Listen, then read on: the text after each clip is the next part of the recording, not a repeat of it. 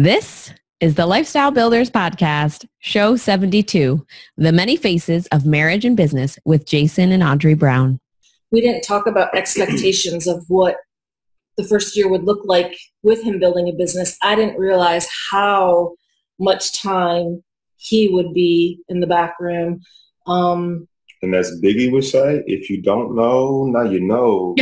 I love it. Hi, Ariana here with a quick PSA about why this topic is so important to us. Tom and I know how challenging it can be to start and run a business, to take care of your loved ones, and on top of it all, to keep a healthy relationship with your spouse. It isn't easy, and that is why we created our Lifestyle Builders Mentorship Program. As a special offer during this very special Couples and Entrepreneurship Month, we'd like to invite you to get started with your first month of Lifestyle Builders for only $1. So if you, and your spouse is welcome too, need more strategy, support, and guidance in your business and life, plus people who truly care about you and will keep you accountable, sign up now at tomandariana.com/LBcouples with the code LBcouples. All right, a little bit more about our special couple today before we dive into the episode. Jason has over a decade of stocks and options trading experience, and at the age of 23, he took a $10,000 student loan and turned it into a six-figure trading account. As a result of his passion for teaching others how to unlock the financial power of the stock market and to avoid the mistakes he has made over the years, Jason has created his own online trading university. And while Audrey has spent the majority of her life in the government sector working with troubled youth and families in need, she also has her real estate license and has run her own cleaning business in the past. Jason and Audrey have been married 5 years, and they are expecting their first child at the time of this recording.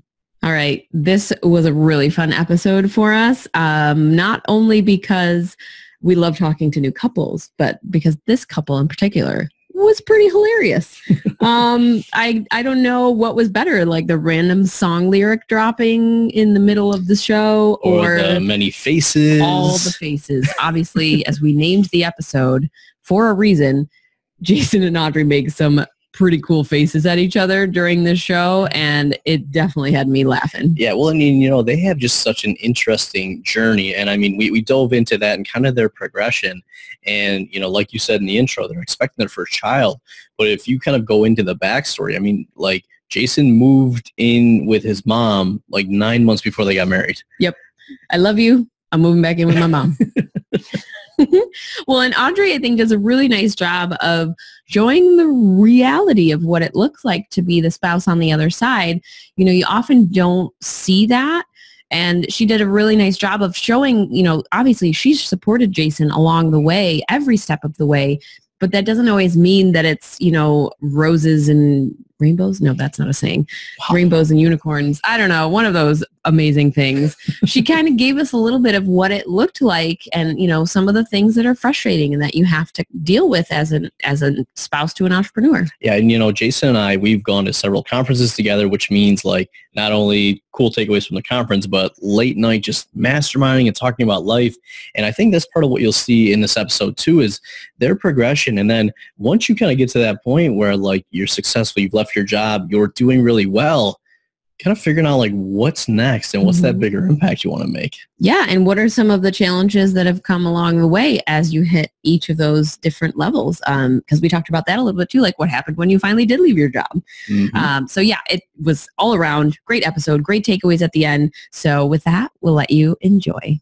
All right, everyone, we are here today with Jason and Audrey Brown, and we're so excited.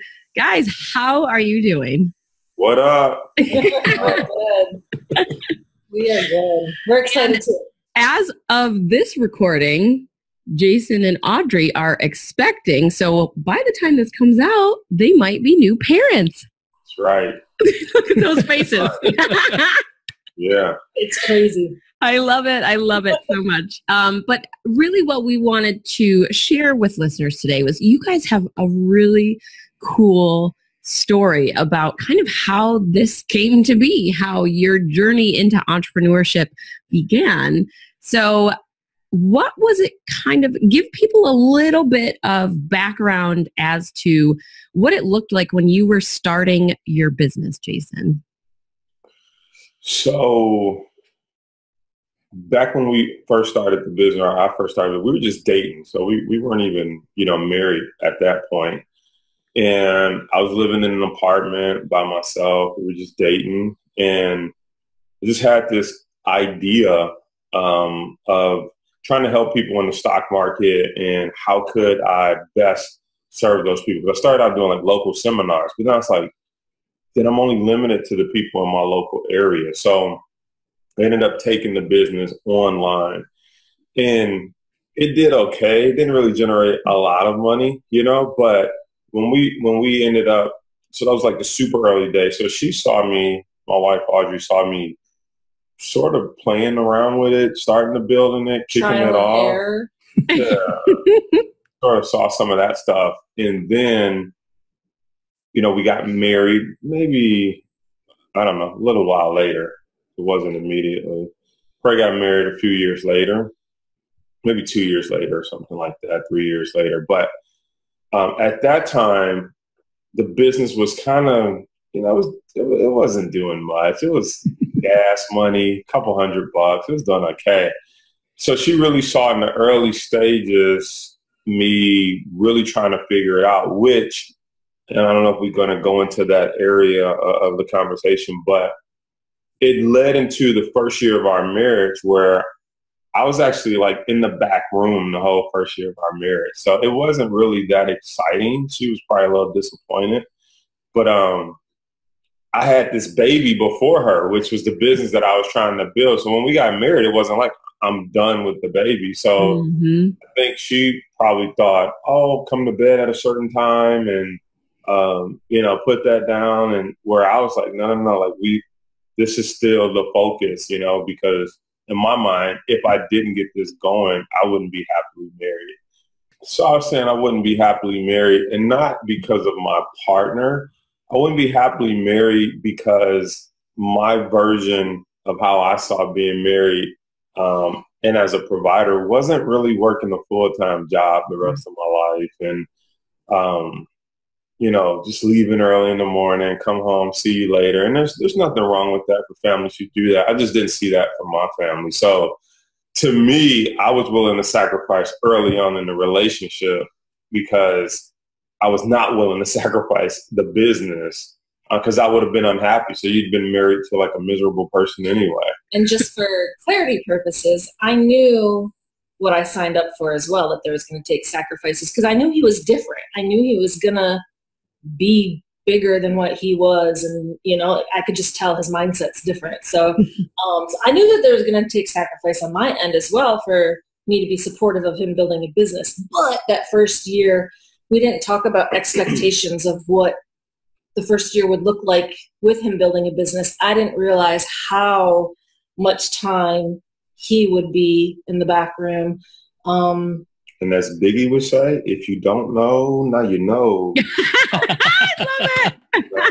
love it. So, Jason, you and I are so alike, and I had the same mindset going in. I'm like, let's put in the sacrifices now so that later on you don't have to worry about that stuff. Yeah.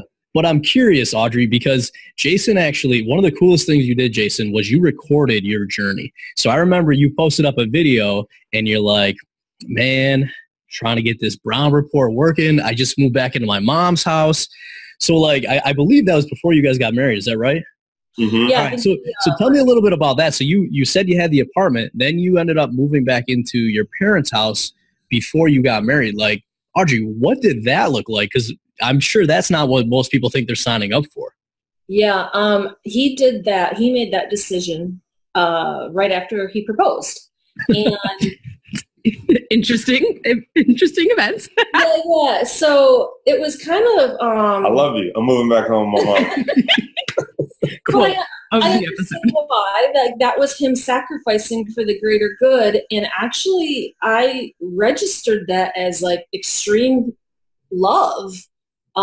He is willing to make himself uncomfortable by moving back in, and for the sake of the bigger picture, saving money, being able to focus on what we need to focus on to start off correctly. And so I definitely was taken back by, that's a huge sacrifice for me that he did. So that was extremely touching. But then I was also concerned about his sanity. I mean, it's hard to move back. And you know, you're used to being on your own, having your own space. And now he's limited to the bedroom that he was staying in at his mom's house. So I was also concerned about as a kid. I was concerned about his sanity as well, knowing how he needed to have his mindset right in order to make this even worth the sacrifice. So I had an extra room at my house that I was renting that I was using as a closet, but I moved that to the attic, and I gave him the extra room to set up for an office so that, you know, if he needed to change environments, he can. So I was trying to be supportive as best as I could too.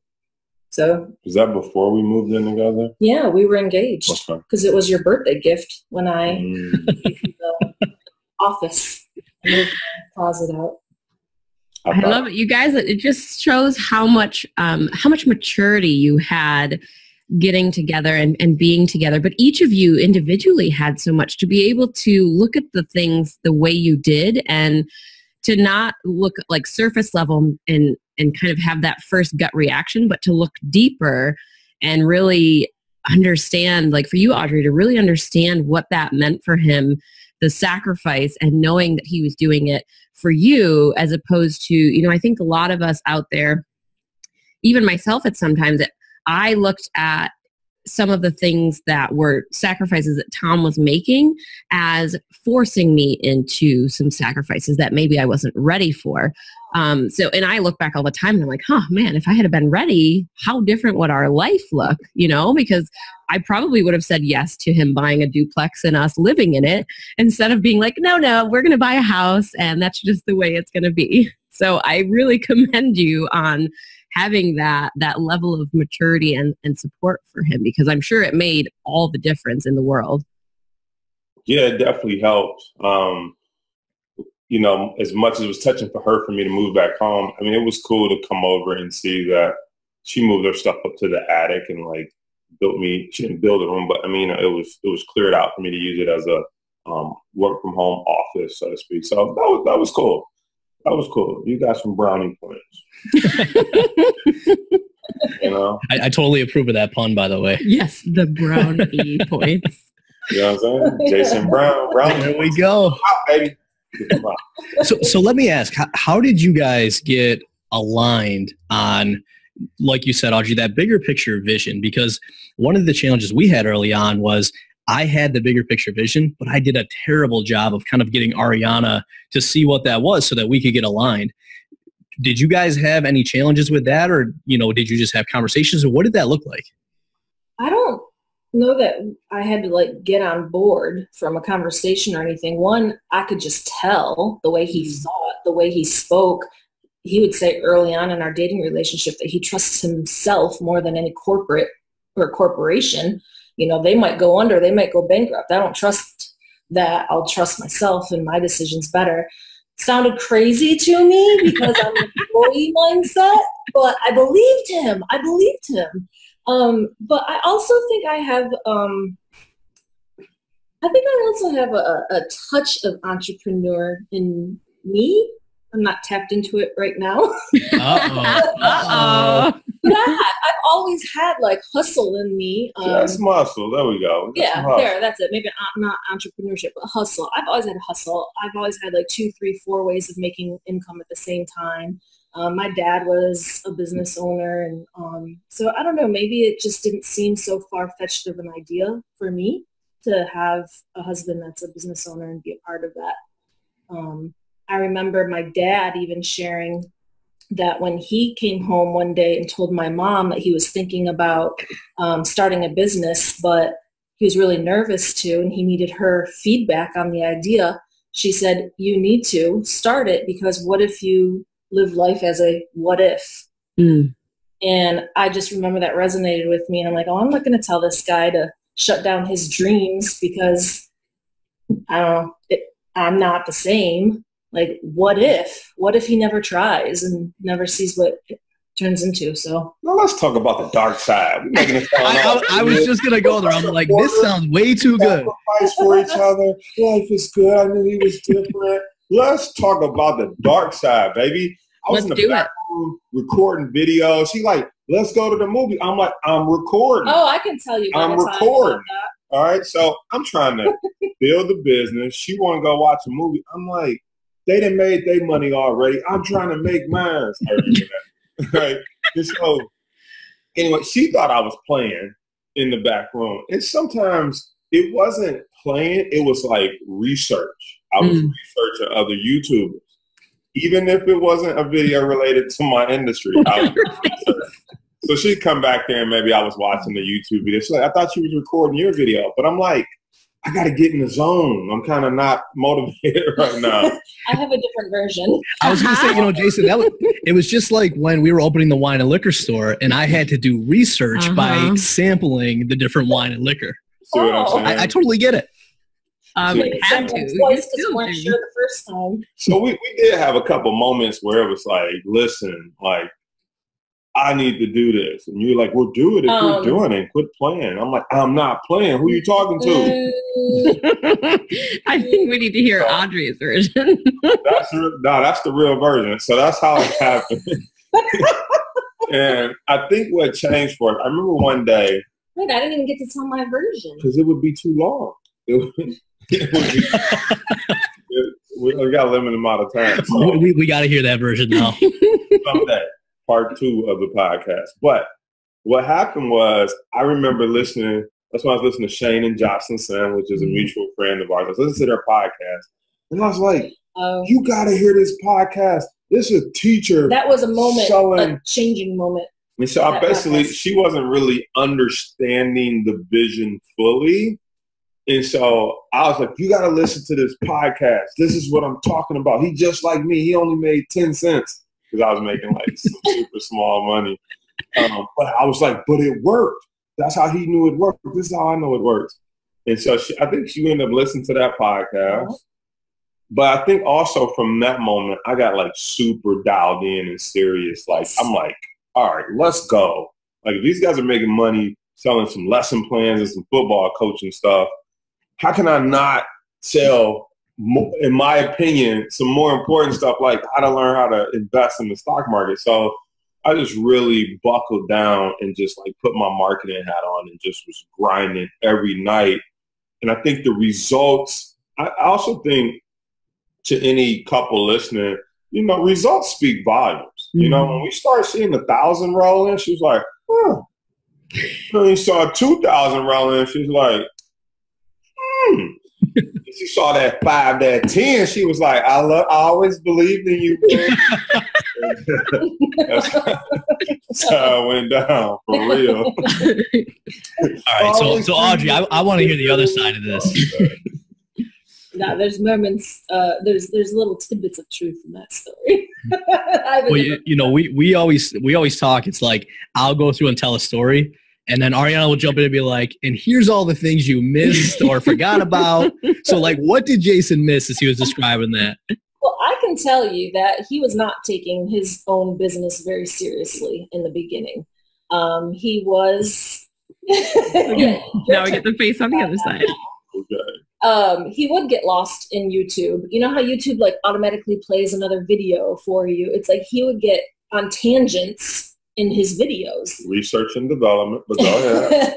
And there was one specific Saturday where we talked about going out to a movie, and it was like 5 o'clock, and he said, no problem, yeah, let's do that. I just have to go into the back room real quick and record my weekend video. And I know real quick doesn't mean real quick. So I didn't nag. I didn't say, hey, it's I don't remember saying real quick, but okay. I just said to myself, I'm going to see how long this takes, because I know he gets lost on YouTube and comes out and laughing about videos he was just watching that had nothing to do with this. And kid you not, it was 11:30 at night. He comes out and says, I'm done. I was ready to go. 6.5 hours later, because he was just, and I said, what were you doing back there? I thought you were going to take real quick. And he just gets lost in YouTube sometimes. So he was not as focused, but I totally agree that. I don't think I said real quick, but okay. Still, I think movies were done by 11:30 at night. I do agree, though, that one podcast from Shane and Jocelyn totally impacted his ability to focus. And I did start seeing that. It's not that I waited and see money coming in. Oh, it must be working. Conversations were different. You know, I could tell he was more focused. Things didn't take as long for him to get through anymore because he was focused and not getting distracted. So I saw the focus come through. Well, and you know, like, what was that? I said it take a while to hit your stride. You know what I'm saying? That's exactly what I was going to say. You know, for anybody listening that's maybe early on in their business, there's so much information out there, and you know, a lot of it's good, some of it's not. But early on, like, I know trying to figure out like where it is that we focus, and then trying different things until we find what works takes a while. And you know, I love that you mentioned, like, you know, finding another podcast and showing it to Audrey, because I showed Shane and Jocelyn to Ariana as well, because Nice. I had started the real estate business, I had started the liquor store, and then as she started getting in, she didn't fully see like the vision or that this was possible. So what I started doing was looking around, like, let me find some other people like us. And I couldn't find very many. And that's a big reason of why we're doing this, is to be like, look, there are so many other couples and entrepreneurs out there that are doing this.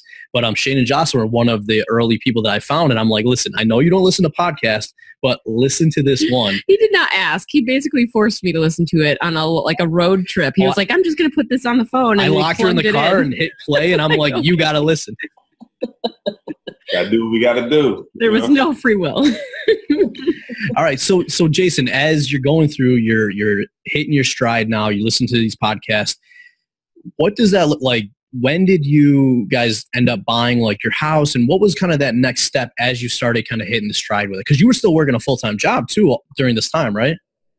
Yeah, absolutely. So I was working the full-time job, had a 6-figure income, and I think the first thing for me was I put literally 100% of the money back into the business. Like, I'm not talking about 50%, 75%. That's when I started getting into buying my video light boxes, the Sennheiser microphones. I started upgrading my equipment, buying stuff, green screens. So I just started buying the equipment to take my video and audio production to the next level. I bought Final Cut Pro, was just trying to take my video editing to the next level. Then I started dabbling with ads. And so I kept my job so that I could test ads and really put the money back into the business that first year. Second year, when the business kind of exploded, so to speak, I think we made, I'm not sure how much we made that second year. I feel like it was like $75,000 or something like that. Yeah. Which wasn't bad money, considering I made 6 figures at work, and it's like, oh, we're getting close here. But still, like I said, putting some of the money back into it. Well, majority the first year. Then the second year, we hit $75,000. We were investing back into the business, but we also took some of that profit, paid off debt, different things like that. That was big for me, just making sure we had no debt. And then did we move after that? Well, that's when I got my real estate license. So she got a real estate license. We were doing okay. I think we ended up buying the house then, not necessarily based off the business income. It was just based off the W-2 income, and then some stuff she was doing real estate. And then the following year, I had made, I think it was somewhere like $380,000 or something like that. And so that's when we're like, whoa, like legit money. But I kept my job because I had quit my job a few times before. So like, this was like my third time quitting the job, trying to be an entrepreneur. So if you ever quit your job and have to go back to work, I feel you. So you're not alone. Yeah. So this time I was like, well, I want to make sure this money isn't a fluke. Well, let me back up. I wanted to get through a tax season and see what taxes would be like with this extra money as well. And I also said, I want to make sure this isn't like a fluke, like, oh, we just had a great year and like next year is going to tank or something like that. So the following year, I think we did $480,000 or something like that. So like it grew Mm-hmm. and it was like substantial again. So I'm like, okay, this is like a real thing. And so I was always taught, when I used to be in network marketing, I never forget when a guy said, he said, we used to ask people, like, when do you know when it's time to leave your job? And he said the most profound thing to me, and it stuck with me. He said, when the money knocks you over. And I thought, elaborate on that, right? And he said, when the money knocks you over, he said, you leave your job when you're losing money because you're at work, right? Not because you matched your income, but because you're losing money because you're at work. And I got to a point where I was losing money because I was at work. People were asking for more courses. People were asking for more coaching, and they were willing to pay. And I couldn't provide it because I'm like, I'm at work doing this time, then I get off at that time. I mean, it was just, so I really looked at it like, okay, I'm officially losing money. I'm making more money than I make at work 4 times as much. Mm-hmm. But I'm also losing money, even though I'm making more money than I made at work. So when you combine those two, it was just time. Mm-hmm. It was just time. So, I mean, you go from 75 to 380. I mean, that's a huge jump while you're working a full-time job. I got to imagine that you were still putting in like a lot of hours during that time to make that sort of a jump in a year. So, a lot of hours in the business or? Yeah, in the business. I mean, so for most people, when they go from 75 to 380, like that's no small jump. What made the biggest difference there? So for me, I came into the business thinking I wanted to build systems and I wanted to run it on autopilot, because in my mindset, I was like, I need to figure out how to build it and run it part-time, because when I go full-time, I still don't want to work it full-time, right? So full-time to me is still not full-time. I didn't want to work on the business every single day and do all this stuff. So I had to figure out how to build a machine that worked part-time. So no, it didn't take any extra hours. I just cranked up the machine. I mean, I was running some mean ads. I was running automated webinars. I was YouTubing. I mean, I just had a system down packed. I was just cranking out customers. And so, we just refined that system and still use it today. But I built it part-time so that it could stay part-time. So actually the hardest part was getting it up and running. That took the most time. Once it was up and running, I mean, super low maintenance. I love that, because what we always tell people is, one, keep your job as long as you can, because when you have that job and that's covering your bills, it gives you the ability to build your business the way that you need to, just like you said, because like I know, you've invested a lot into your personal development. And I mean, like we've gone to several conferences together, like Audrey, I'm sure Jason being away, 10 times a year or whatever was probably tough. But I also know that because you did it that way, when you ended up leaving, like you said, you had built this business really in a way that would then allow you to run it the way you wanted when you left. So a lot of people leave their job too soon and either don't have enough money to cover their expenses, and then they have to either go back to the job, or when they finally leave, they then replace their full-time day job with a full-time side job, and they're not really the entrepreneur or the business owner. So I think that's super cool the way that you thought about that and put those systems in place so that when you left, it was a much easier transition. Yeah, absolutely. It was game changing. It's life changing even to this day as we think about, bringing our kid into the world. It's like, I don't have a schedule where I'm like, well, I can't be with you Monday, Tuesday, and then Wednesday. It's like I'm free for the most part. And then I don't have to take off work. I don't have to check my sick leave or sick bank or none of that, So it's just, it's a whole different energy and feel around here, especially with us getting ready to bring a baby into this world. It's just like, there's this calm about it, right? The finances are good. The business is on autopilot for the most part. I work like a good solid 1 day a week, having a team meeting and doing the webinar for my members. But the rest of Tuesday through Sunday, it's my time. My investments are working for me. We don't have to necessarily worry about how much time do you get off and, are we going to get behind in our bills? You go back to work as soon as possible. We don't really have to worry about that. So it's, it's been worth it, and it's definitely a blessing. Mm-hmm. So let me ask, what was the time frame of this kind of entire thing from starting like the business to now? What would you say?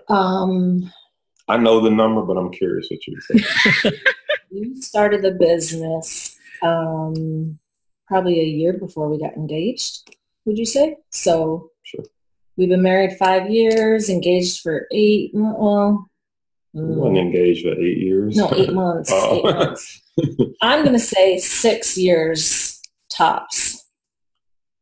That was 5 years, but 5, 6. All right, She was close. So 5 years. Let me ask, with all the sacrificing and not going to the movie because Jason had a quick video to do and it was 11:30 at night. Looking at where you guys are at now, like going into having your first child, like was it worth it? Or is there anything you would change like throughout that last 5 years? Yeah, honey, was it worth it? Throughout those last 5 years? I definitely think it was worth it. Like I said earlier, I knew it was going to take sacrifice from both of us. I didn't realize how much sacrifice in the beginning, but I think I have seen a lot of growth in Jason because even in our marriage and our relationship, because I didn't hold back if there were things that I needed from him. I can tell you he dominated most conversations about business. And it was not interesting for me.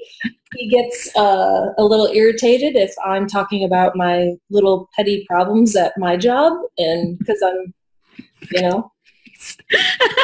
my world is here, his world is here, and so we've had conflicts with that, and I feel like I would express myself and say, I need you to share the microphone when we're having conversations. I need you to understand that my important events of my day need to be important to you by default because they're my day.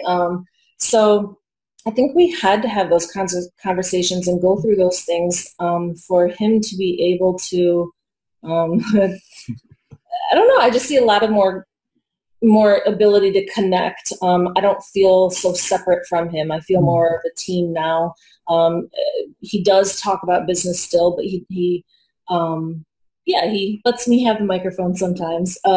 I also think there was times where he would talk about the business and I would have feedback or an idea.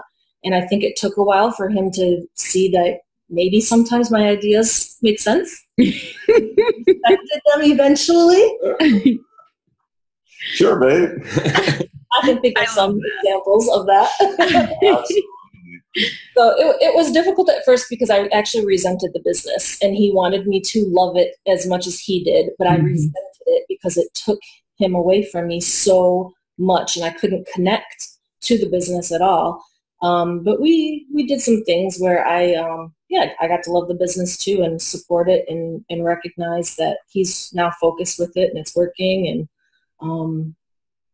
he's able to split his mind a little bit more and connect with me too. So it's worked.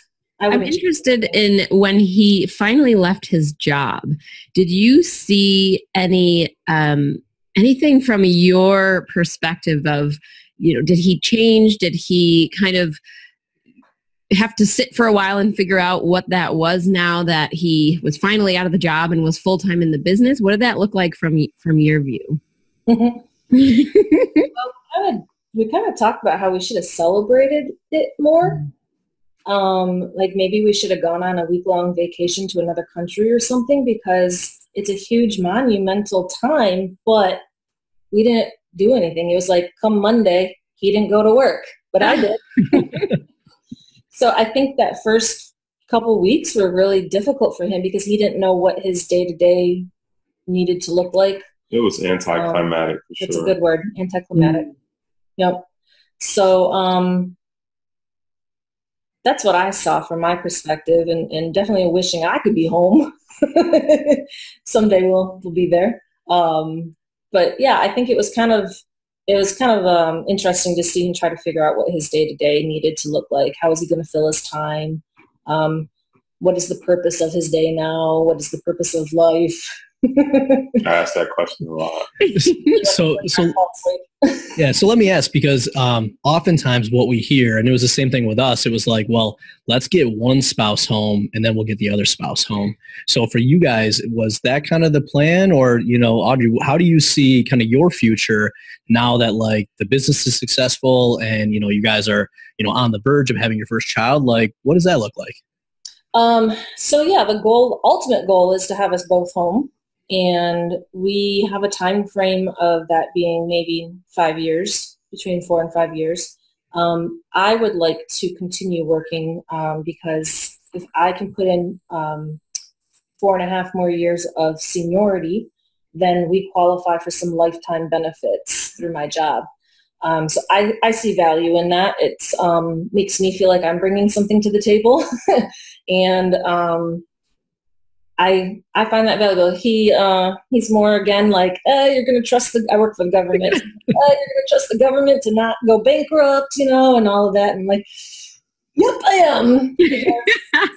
That's a great benefit. And so that's the plan, is once I can hit that mark, then maybe we'll come home and I'll come home with you and life can change again for the better. Mm-hmm. What she said. No. Yeah, I mean, financially we could do it now, but it's more about, like she said, those benefits. She could early retire basically in 4 years. So it's kind of like, she wants to toughen it out for 4 years. And, I'm on board with that because I'm also like, well, I know when I left my job, it was anticlimactic. And so I think a lot of people are like, yeah, me too. I want to come home and leave my job. But like, I think we would be in the same role all over again. She'd come home and I might be in here working on the business. So now she's like, well, what do I do? Can you, so, when you're listening to an interview like this and you think like, oh, I just want to quit. I mean, you really should start thinking about what's your life's purpose, what's your life goal, because you wake up every day and you are just like, I'm either gaining weight or watching TV if I'm not doing something constructive. And that's legit. People, you either watch TV, you might not even shower some days because you're just home. So you really have to be a go-getter. And I don't mean just business. Like, do you go volunteer? Do you want to go help at a shelter? I mean, what are you passionate about? Because just coming home to come home, it's not all it's cracked up to be. You don't have any friends anymore. There's no water cooler talk. There's no, oh, I miss my work friends and we went to lunch together. Like, I'm making a female voice, but it could be a male voice too. I used to like kind of bantering with the guys at work. And then when I came home, I was just like, oh, there's nobody to talk to. And then everybody I call, they're like, I got to get back to work. Let me call. So it's a whole different shift that I think what people really want, I'm going in a whole different direction, sort of, but just follow me here. I think what most people really want is the freedom to work or not work. They don't want to work because they have to. Yeah. Because I really didn't hate my work. I enjoyed contributing to a Fortune 50 company. I enjoyed building the territory. I enjoyed seeing my team grow and develop. So it's not like I had to quit my job because I hated it. That wasn't my case. But I still knew I wanted to control my time. And if I just didn't feel like working today or humping to hit the numbers, I'd like to have that choice without any repercussions or getting written up or, having a responsibility that I'm responsible to this company still. But you definitely have to have a game plan when you come home. It's not just all roses and sunshine. I'm just going to play with the baby all day. On day 10, you're going to be like, please give me a babysitter or something. Just something for people to think about, Yeah, well, and it's such a good point because like we've talked about this before, oftentimes early on, you're just trying to make the business work. You're trying to make some money so you can pay off debt and you have this goal of leaving.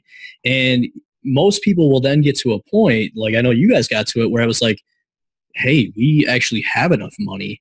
And so now we're not like struggling to pay our bills or to pay off debt. But most people never think about like what's next or what do I do with that newfound freedom that I have? And like you said, for most people, they'll have a time period where it's like, I left my job and, it's great. I don't have to do anything. But eventually you find out that without having that routine and without having that bigger purpose, a lot of people actually get depressed after that because now it's like, well, what do I live for? I'm young. I have what I need. And that's where we find a lot of times it's finding that impact. It's really being able to not only like take care of yourself and your family, but then saying like, well, how do I help others do this? And like, I know that that's a lot of what you're doing with the business because you're helping other people learn how to make money and become financially free through the stock market. And, I know you have some other stuff going on as well, but that's such an important point that I don't think most people realize is that when you do leave, you've got to think about what does that next step look like and how do I fit in and how do we fit in as we make that progression? Mm-hmm. Yeah, and you also have to think about your business as your business changes. Like when you're building it, just trying to find out if it works, you're kind of throwing mud at the wall, see what sticks. Then you get to a point where you're like, it's working. I want to do more of this and get more results. Oh, this is cool. But then you get to a point where you're like, I could do more, but I have enough money. So like, what's the point of my business now? Because it already took care of my lifestyle, et cetera. So then you get to a point where you also have to not just redefine what yourself when you leave your job, but you also have to redefine the purpose of your business. Because when it's running on autopilot and money's coming in and you don't necessarily have to do anything different, but you want to, at least for me, you get this pinch where it's like, well, now let's just see if we can be the best because it's not about money anymore. Let's see how many people we can reach. How far can we push this thing? Maybe I'll go re-record my modules and, make them better quality. Like you really start thinking about how to be the best because it's not even about money anymore. It's just like, when they mention Power Trade University, I want them to think, I want to be up there with Charles Schwab or any type of, when they think about learning the stock market or banking, it's like, I want them to think of us as a viable option as well. It's kind of different because they don't teach you how to invest per se. They do it for you. But you get what I'm saying. Like you kind of go after legacy and impact versus money. It's funny in the beginning. It's like, I need money. Then it's like you do stuff and it's like, that's not going to make a lot of money. But it's like, like we sent all our members T-shirts, for example. And the T-shirts were like $20 a piece, and we got hundreds of members. And like that didn't bring any revenue in, but it feels good when the members take a Instagram picture or something, and they're rocking the Power Trades University logo shirt. So it's like it wasn't about the money. It was like that made my members feel good. So you start to go for, like I said, the motivation is different. Yeah, different motivation. Yeah, I can definitely attest to that. I mean, we've talked to a number of people, some that had the business and left their jobs, and then they kind of just were lost a little bit, and they ended up going back to their jobs because they missed people.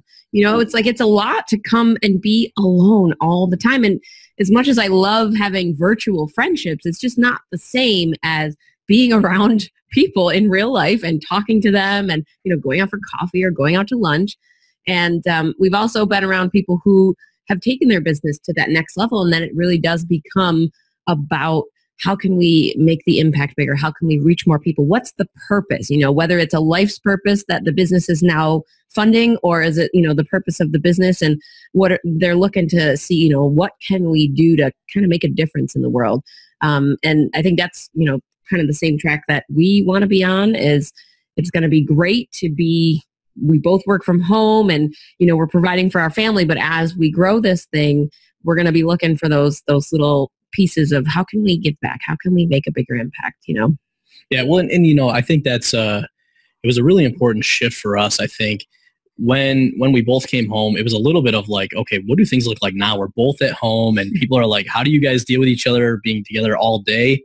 And it took some time to figure out, but like you said, like we send all of our members T-shirts as well. And there's nothing cooler like than when we wake up and like somebody's taken a picture and they've shared like a big win they had, like, whether they've made more money at their business than they did at their job, or whether they've been able to quit or whatever that is. We get so much more motivation out of that now than even when like we make a new sale or whatever else. So it's definitely an interesting shift. And I don't think a lot of us know how to deal with that because for so long we've just been grinding it out. So I'm so glad we got into this conversation and that we went on that tangent, because I don't think most people, like they maybe have heard of like fear of success, but I don't think oftentimes they really see what that looks like when you succeed, and then you're kind of lost from there. Mm-hmm. I feel like we went down a really businessy tangent, but it's totally okay.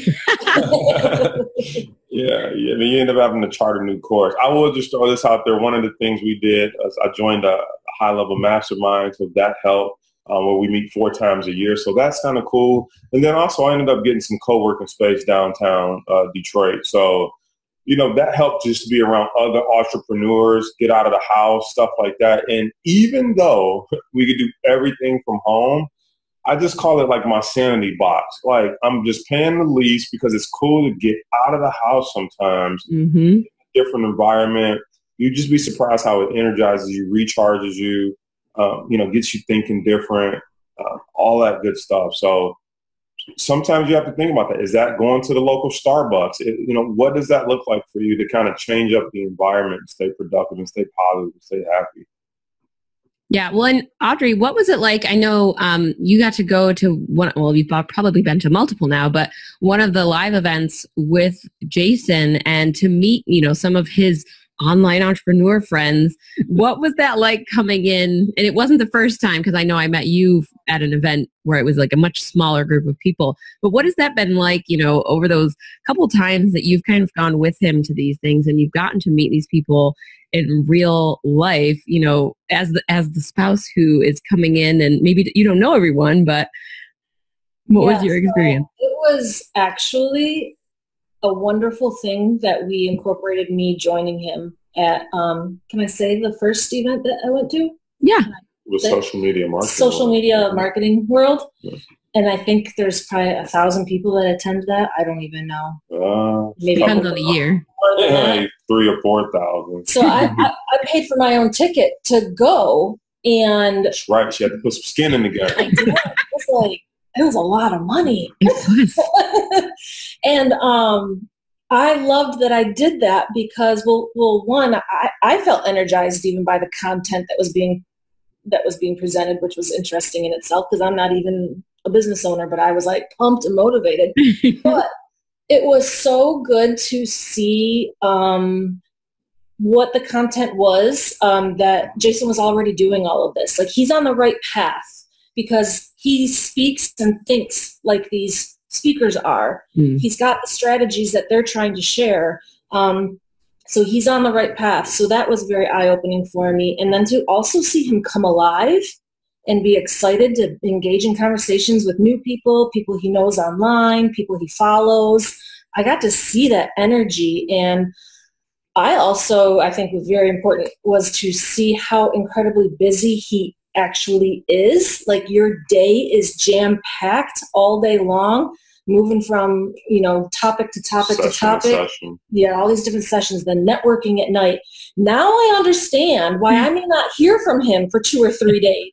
I get it. Not him, like, blowing me off, because that was very hard when he'd be out. And I'm like, am I not on his mind at all? I didn't even get any kind of midday hello text, no phone call. But now I got it. I understood. And that helped me respect the whole business even more so. And then, yeah, I've been to Austin where, I met you guys I met Toronto, right? In Toronto first, but then both of you in Austin.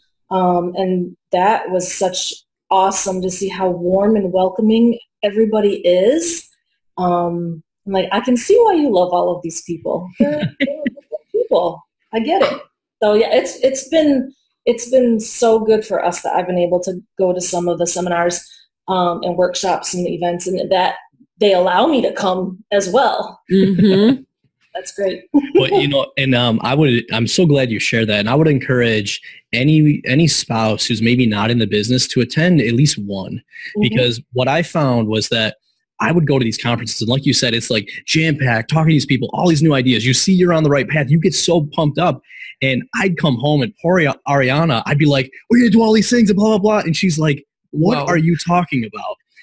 Not only that, I'm sitting here resenting him because I'm stuck at home with the 2 kids and he's off like at networking parties and drinking and just seeing the sights. And I'm just like, what the heck? I want to go on trips. Right. And then I mean, especially when Jason and I go places together, we're up to like 3 a.m. and everyone's like, oh, you guys out drinking? I'm like, no, actually, we're just like up like masterminding. And actually one night we were out at the bar. I think we got dinner and we had our laptops out. We were like implementing what we were learning at the conference. Of course you did.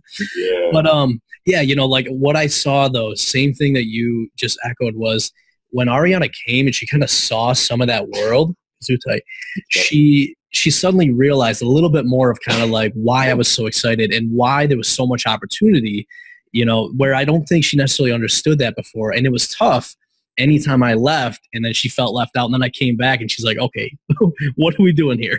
It helped that the first event he brought me to had multiple couples at it. So that was really helpful for him to, you know, pick an event where it was a little smaller. I wasn't overwhelmed by a bajillion people. And then there was people that I could relate to because it was husband-wife teams. And I was like, oh, okay, this is a thing. People do this. All right. I think we've covered a lot. And thank you guys so much for sharing your story with us. But one thing I would love is if you guys had one specific piece of advice or just a tip that you want people that are listening to take away after they listen to your episode here today. I'll go first. I will say that to keep in mind that your marriage is also something to work on just as much as you go to conferences and learn about business. Learning about marriage is important too. I know he loves conferences and he gets a lot out of them. And we actually do also attend marriage conferences as a couple. And we started building our own little circle of people that we bring with us now too. But I think that is also great because he likes that format of learning. I love the content. It works. I think it's been really good too to also keep learning about your marriage just as you are about your business. Yeah, that's so true. We go to marriage conferences and it's just kind of like the business ones, but just all about marriage. So it's really cool because you got couples you see there. Then we kind of have our, I wouldn't say favorite speakers, but we know some of the speakers because we've been so much. So it's kind of like seeing the speakers in the business world. It's like, oh, they're speaking again this weekend or whatever. So yeah, that's cool. I would say probably 2 things. You know, number one, support your spouse. You know, and when they're going through it and it's tough and they're trying to figure out, like, the last thing you need is the person you lay down with at night saying negative stuff to you and I knew this wouldn't work, or, you know, are you trying one of those things again? And it's like, are you really going to beat up your husband or your wife, like beat them up verbally for trying to financially provide, for trying to figure out another source of income? Like, when you really think about it, like, I will support you trying 10 times if you fail, but it's the reason that you're trying. So that's the one thing I would say.